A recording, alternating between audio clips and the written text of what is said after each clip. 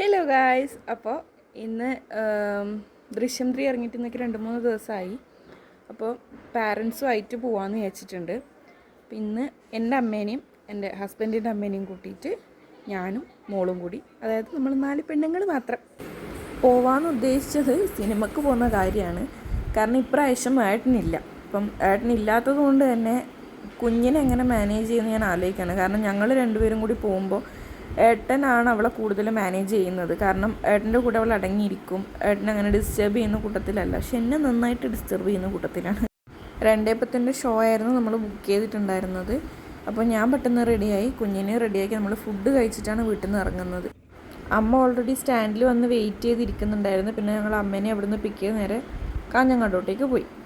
എന്നെ കൊണ്ടൊക്കെ സാധിക്കണം.